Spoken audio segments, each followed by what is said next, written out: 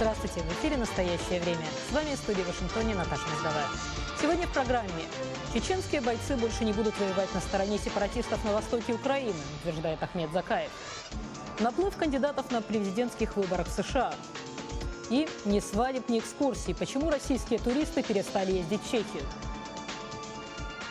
Начинаем с новостей из Праги. Сергей?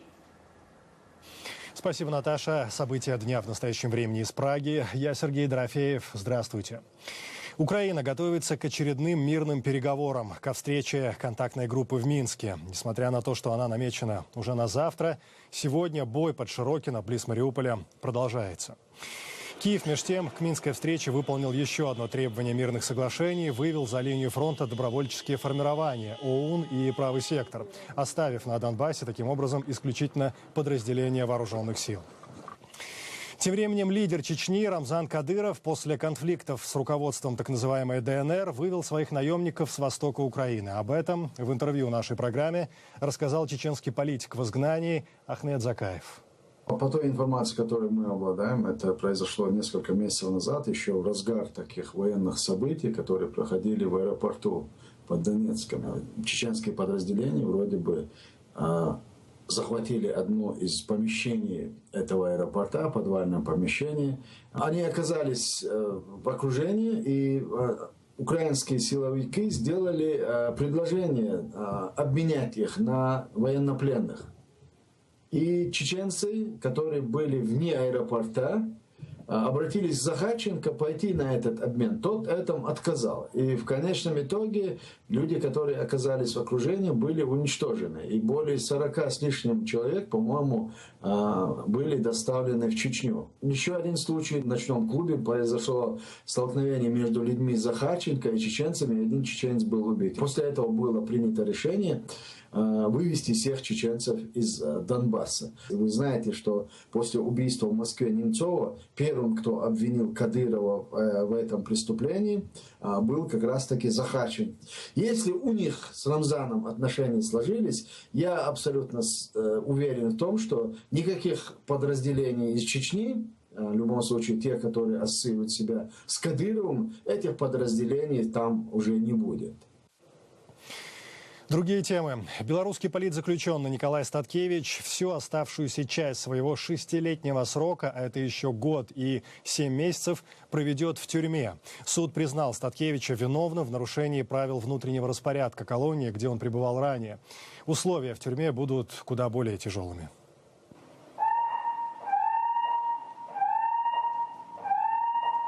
«58-летний Николай Статкевич – единственный кандидат в президенты Беларуси на выборах 2010 года, который до сих пор находится в заключении. В мае 2011 он был приговорен к 6 годам лишения свободы по обвинению в организации массовых беспорядков в день президентских выборов.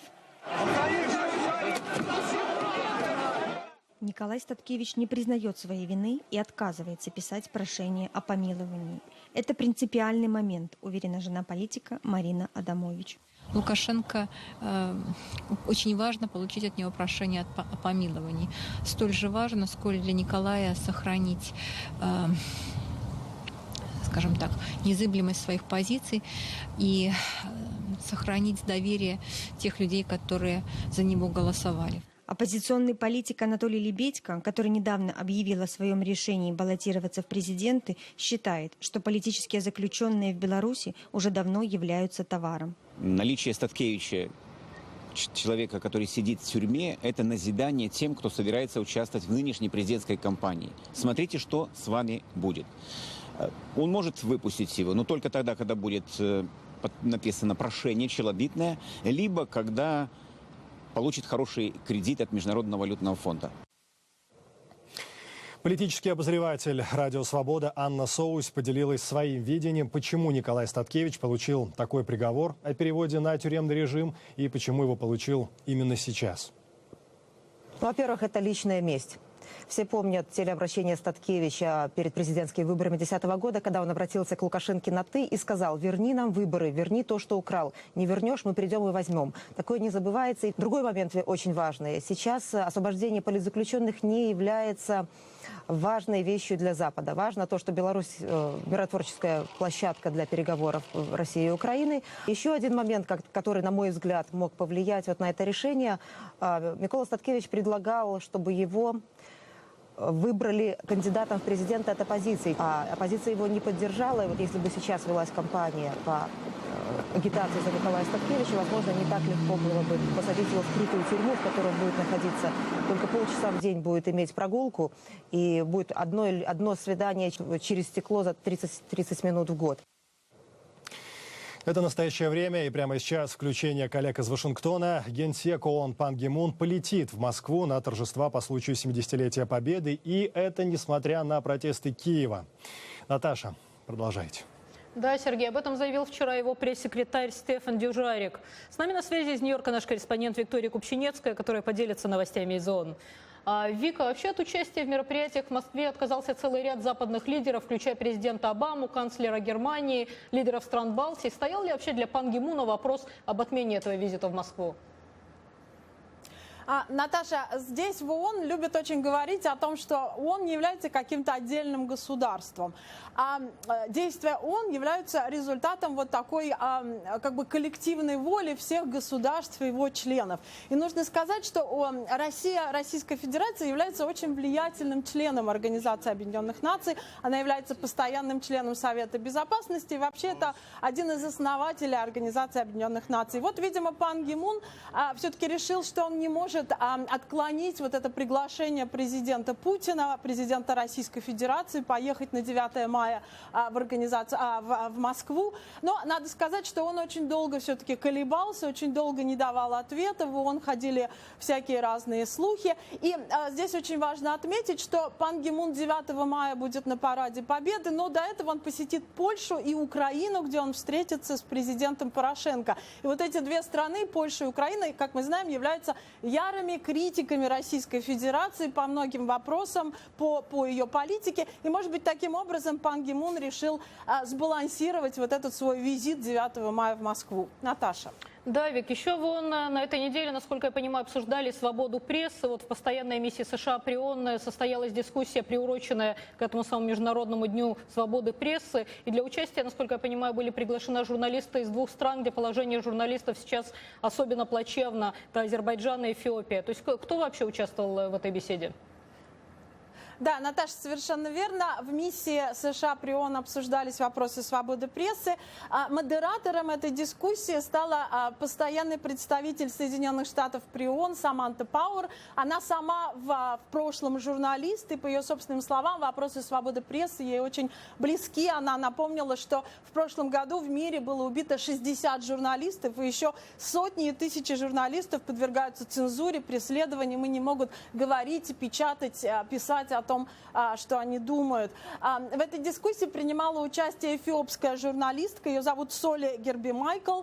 Если она вернется в Эфиопию, ее арестуют, так как она в своем блоге критикует эфиопское правительство. А также принимал участие Кенан Алиев, он является главой азербайджанской службы «Радио Свобода» и также главным редактором вот нашей этой передачи «Настоящее время». Кенан Алиев рассказал о своей азербайджанской коллеге Хадидже Исмаиловой, которая сейчас находится в тюрьме только за то, что она писала о бизнес-интересах и офшорных счетах президента Азербайджана и его семьи. Кенан Алиев также рассказал, отметил, поделился своими наблюдениями о том, что Россия сейчас является очень дурным примером с точки зрения свободы слова для своих соседей, соседних государств, для бывших стран Советского Союза. Вот что он мне сказал. Плохие законы, которые принимаются, например, в Думе, просто переписываются и принимаются в Азербайджане. И я думаю, что и даже в других странах. Например, ограничения для иностранных СМИ, ограничения для гражданских активистов, гражданских общественных организаций. Нужно сказать, что по рейтингу Freedom House, с точки зрения свободы прессы, Россия оказалась на том же самом месте, что Эфиопия и Саудовская Аравия, 180-е, 182-е. Но здесь интересно отметить, что рейтинги Соединенных Штатов тоже в последнее время падают. Freedom House поставил Соединенные Штаты по рейтингам свободы прессы на 31 место. Репортеры без границ поставили США аж на 49 место. И вот я задала Кенану такой вопрос. Вот тот факт, что рейтинги свободы прессы в США падают, помешают ли США продолжать продвигать свободу прессы, свободу слова в других странах по всему миру? И мы знаем, что этим США занимаются в последние десятилетия. Вот что Кенан мне ответил.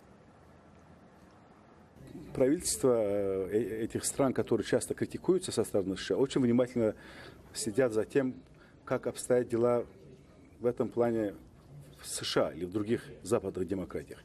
И они указывают на любые недостатки, которые они могут там заметить. Показать, что не только у нас плохо, но и плохо также, например, в Вашингтоне, то, что происходит, например, в Балтиморе, то, что происходит в США, в других городах, например, то, что мы видели за последний год, полицейское насилие, и как общество с этим борется или же как бы это обсуждает.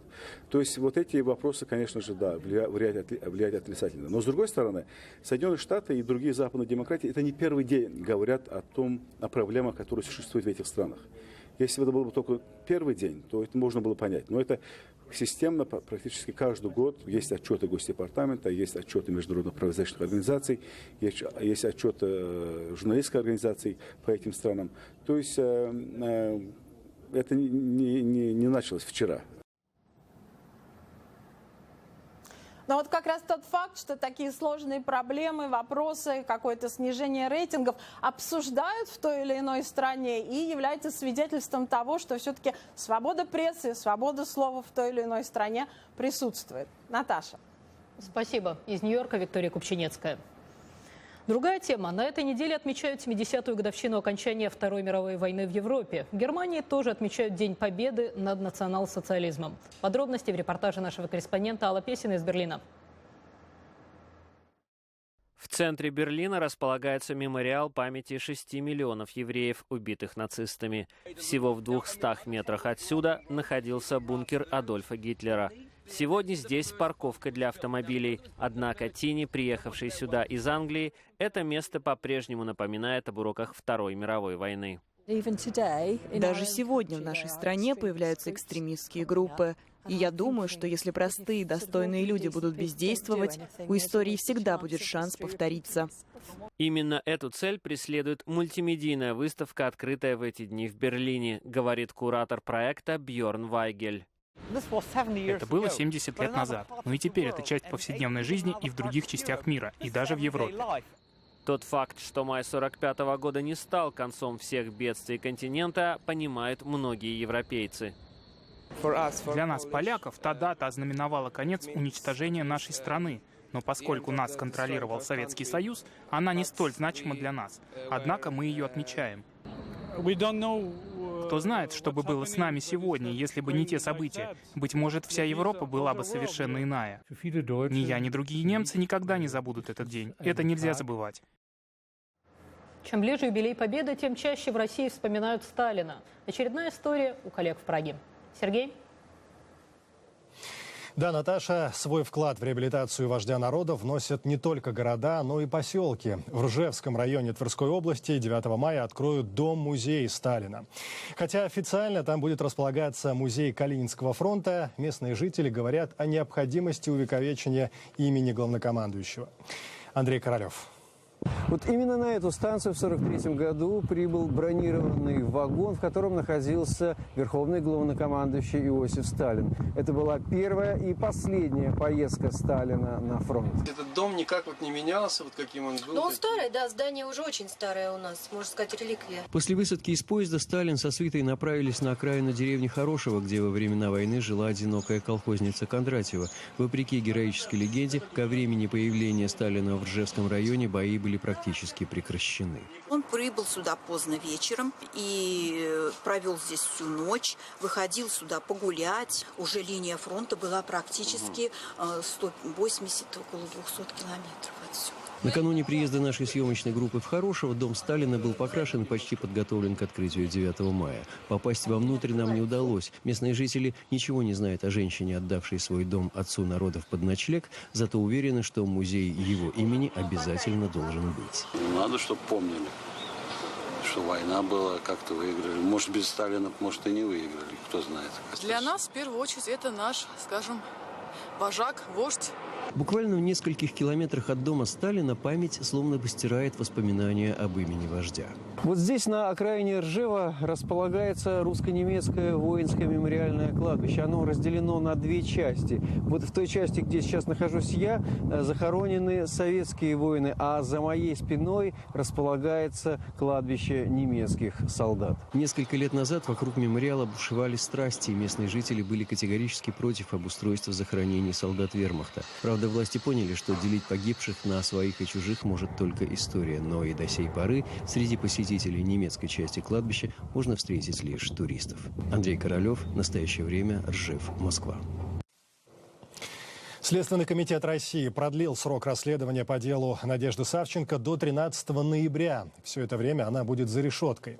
Об этом в Твиттере сообщил адвокат украинской летчицы Николай Полозов. По его словам, Европарламент призвал немедленно освободить и Савченко, и других граждан Украины, содержащихся в России. Аэрофлот больше не летает в Карловы Вары. Российская авиакомпания, на протяжении многих лет совершавшая регулярные полеты из Москвы на этот чешский курорт, выполнила последний рейс по маршруту. Ранее полеты из других городов России в Карловы Вары прекратили авиакомпании «Россия» и «Уральские авиалинии». Причина у всех перевозчиков одна – резкое сокращение туристов. Почему россияне перестали летать в Чехию, в столице Праги их также стало меньше, и как это повлияло на местных жителей, для кого эти туры были главной статьей доходов, выясняли коллеги. Количество туристов, приезжающих из России в некогда популярный курортный городок Карловы Вары, резко сократилось. Невыгодный курс рубля к евро и доллару, повышение стоимости авиабилетов. Недобор российских путешественников сильно повлиял на туристический бизнес и в других городах Чехии. Одному из самых крупных свадебных агентств в Праге даже пришлось переехать в меньший офис, потому что люди теперь не могут позволить себе свадьбу в Европе. Например, в 2012 году у нас было порядка 70 свадеб в месяц. Сейчас у нас, если будет там 10-12 свадеб, то это уже замечательно. Староместская площадь в Праге – любимое место туристов, приезжающих со всех уголков света. Российских граждан среди них становится все меньше и меньше. Однако турагентства ждут возвращения российского туриста. Но, видимо, не в этом сезоне. Приезжает гораздо меньше туристов и на Новый год, и вот на майские праздники ожидается совсем-совсем мало. Андрей Горбунов приехал в Чехию из России 10 лет назад. С самого начала он решил, что помимо стандартных экскурсий предложит что-то особенное для самых любопытных путешественников. С ним туристы и пиво сами варят, и стекло сами выдувают. Тут тебе и экскурсия, и на сувенирах сэкономить можно. Прикладной характер этих туров и помогает выжить в такое непростое время.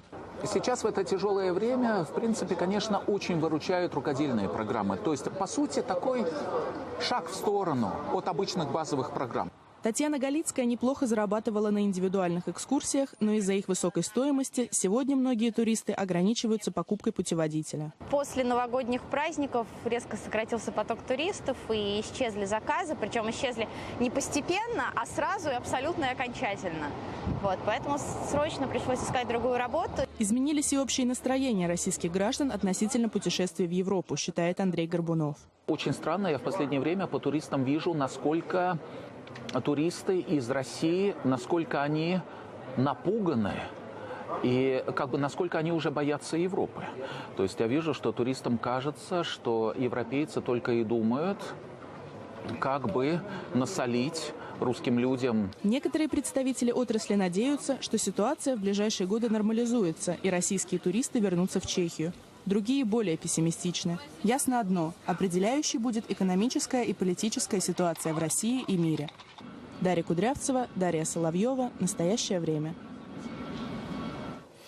Вновь время передавать слово в Вашингтон. Растет число кандидатов в президенты США. Кто новые участники гонки? Наташа. Да, Сергей, о своем желании бороться за кресло в Белом доме на выборах в будущем году объявили независимый сенатор Берни Сандерс и республиканцы Бен Карсон и Карли Фиорино. А сегодня это планирует сделать бывший губернатор Арканзаса Майк Хакаби. Александр Панов продолжит тему. 74-летний сенатор из Вермонта Бернард Сандерс обращается к политологам и избирателям. «Не надо меня недооценивать, я намерен победить». Политик, открыто называющий себя социалистом, тем не менее борется за номинацию официального кандидата в президенты от Демократической партии. А значит, ему конкурировать с Хиллари Клинтон, которая рассчитывает привлечь для финансирования своей кампании от 1 до 2,5 миллиардов долларов. Сандерсу таких денег никто не даст. Он рассчитывает на небольшие пожертвования миллионов американцев.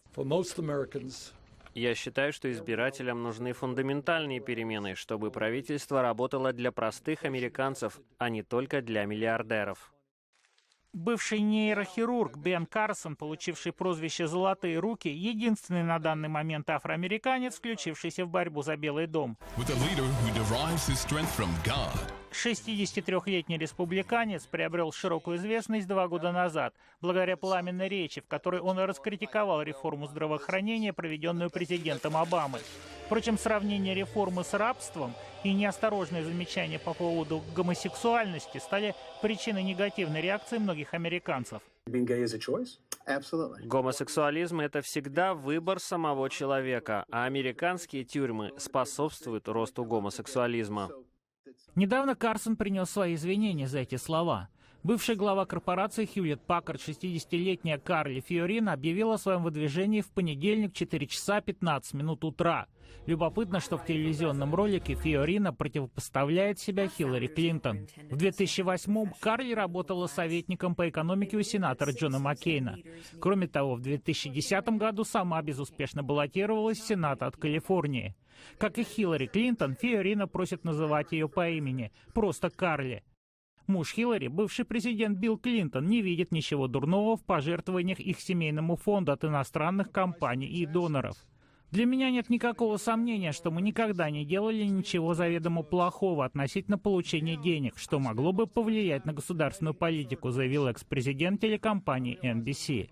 Недавно газета «Нью-Йорк Таймс» написала о временных совпадениях между приобретением российским Росатомом урановой компании Uranium One и гонораром Биллу Клинтону в $500 000 от российского банка за публичное выступление. Кроме того, по данным газеты, председатель правления Uranium One, гражданин Канады, использовал свой семейный фонд для 4 пожертвований фонду Клинтонов на общую сумму $2 350 000. Майк Хакаби, еще один бывший губернатор штата Арканзас, как и некогда Билл Клинтон, как ожидается, сегодня объявит о своем вступлении в президентскую гонку в городе с символичным названием Хоуп – Надежда. Неудачник выборов 2008 года, Хакаби был в прошлом баптистским пастором. Он еще один соискатель на консервативном фланге республиканцев, сторонник традиционных семейных ценностей и противник затратных федеральных программ, в том числе Обама-Кэр. Политологи ждут, когда о своих намерениях объявят бывший губернатор штата Флорида Джеб Буш, сын и брат президентов, и губернатор Нью-Джерси Крис Кристи. Александр Панов, Дмитрий Шахов. Настоящее время. Вашингтон. И от политики к экономике. Транстихоокеанское партнерство, или ТТП, это международная торгово-экономическая организация, создание которой пока еще находится на стадии переговоров. Их целью должно стать образование зоны свободной торговли в Азиатско-Тихоокеанском регионе. Для этого 12 стран-участниц переговоров, включая США и Японию, разрабатывают соответствующее торговое соглашение. Репортаж Вадима Оленичева. Транстихоокеанское партнерство окажет влияние на всю глобальную систему торговли. Как-никак на страны-субъекты организации будет приходиться до 40% мировой экономики, а население их территории превышает 1 миллиард человек. Отношения США и Японии, готовых вступить в партнерство, станут основополагающей базой для новой организации. Это, в частности, подтвердил депутат Нижней палаты японского парламента Коичиро Гемба. По словам оппозиционного законодателя, 2 ведущим державам предстоит уладить целый круг вопросов. Имеются в виду правовые аспекты, таможенные тарифы, развитие инвестиций и финансов и многое другое. Независимо от того, как сложатся и чем завершатся американо-японские переговоры по транстихоокеанскому партнерству, неизбежно встанет вопрос об участии еще одной мощной державы – Китайской Народной Республики. Правда, пока что Китай рассматривается лишь как потенциальный участник соглашения. Из высказываний представителей правящей либерально-демократической партии Японии можно сделать вывод о том, что они не хотели бы торопиться с вовлечением в процесс Китая, пока Америка и Япония не договорились между собой. В то же время аналитики в США видят достоинство транстихоокеанского партнерства как раз в равноправии его субъектов. Я не вижу особого смысла создавать блок США-Япония, направленный против Китая. С самого начала, когда проект ТТП был запущен и к нему присоединилась Америка, он задумывался, в числе прочего, и как стимул для китайцев, как побудительный мотив, чтобы они поняли, это пойдет нам на пользу. Мы можем использовать это для улучшения реформ в государственном секторе и в частном бизнесе. Вот эта всеохватность и является преимуществом транстихоокеанского партнерства. Представители японских властей указывают на успехи так называемой абэномики – экономической политики премьер-министра Синдзо Абэ, только что побывавшего в США.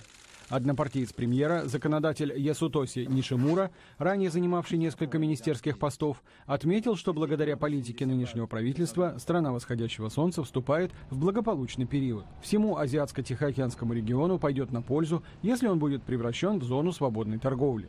Теперь советники Белого дома должны разобраться, как сделать это партнерство выгодным для Америки. Вадим Оленичев, Андрей Дегтярев. Настоящее время. Вашингтон. НАТО проводит масштабные учения ВМС в Северном море. В учениях, которым дали название Dynamic Mongoose или Шустрый мангуст, принимают участие 15 надводных кораблей, 4 подлодки, а также боевые самолеты. На протяжении 2 недель союзники будут отрабатывать тактику обнаружения и уничтожения субмарин. В НАТО отмечают, что эти маневры не являются ответом на повышение активности российских вооруженных сил в приполярном регионе, но при этом признают, что сложившаяся ситуация полностью оправдывает проведение подобных тренировок. В этом году к 10 странам НАТО, участвующих в этих маневрах, присоединилась внеблоковая Швеция. Далее коллеги из Праги. Сепаратизм районного масштаба. Бывает и такой. Территориальной целостности Ивановской области угрожают мирные жители, причем небольшого рабочего поселка. Устав бороться за сохранение градообразующего предприятия, местного спиртзавода, люди объявили о своем желании войти в состав соседней, по их мнению, более благополучной Владимирской области. Александр Кулыгин. В Петровском тихо. Редкие прохожие на улицах. Пустынная площадь у проходной когда-то главного и единственного кормильца всей округи. Петровский гнал спирт и в войну, и в перестройку. Сюда подвели железную дорогу. На отходах производства кормился целый животноводческий комплекс. Один из 3 крупнейших в России спиртзаводов обеспечивал качественным продуктом и медицинскую, и самую, что ни на есть, стратегическую – ликеро-водочную отрасль. Молодые уезжают, семьи разрушаются, некоторые уже развелись из-за того, что семей не видят. Дети, получаются, бездоленные, у мамы нет работы, папа там где-то устроился. Выплату выходных пособий бывшие работники бывшего флагмана Росспиртпрома ждут до сих пор. Но жители поселка решили не сдаваться. Лидера протестных акций, бывшего инженера спиртзавода по стандартизации Светлану Гончарову, в том же 2010 году они избрали главой городского поселения. Должность эта представительская, денег за работу Светлана не получает. Районные и областные власти ее недолюбливают, и есть за что. Все эти годы она и все, кто еще верит в возвращение к нормальной жизни, пытаются препятствовать окончательному развалу предприятия, без которого и поселку не жить. Это просто специальное и целенаправленное уничтожение данного предприятия. На последнее заседание поселкового совета местные депутаты пригласили всех желающих. Собрались пенсионеры. Кроме них до детей в поселке уже никого не осталось. Снова собирали подписи с пометкой «СОС» Путину, Медведеву, депутатам Государственной Думы. А в конце заседания родилась идея обратиться к губернатору соседней Владимирской области с просьбой принять терпящий бедствие поселок в состав этого субъекта Российской Федерации. Если нас не услышит никто, я вот что сделаю. Поеду в Москву на Красную площадь, сяду там или встану с табличкой, чтобы нас услышал сам Владимир Владимирович Путин по поводу нашего вот этого всего происходящего бардака на нашем Петровском. Александр Кулыгин. Настоящее время. Ивановская область.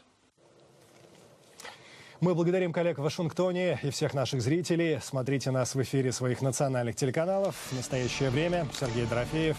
Всего доброго и до свидания.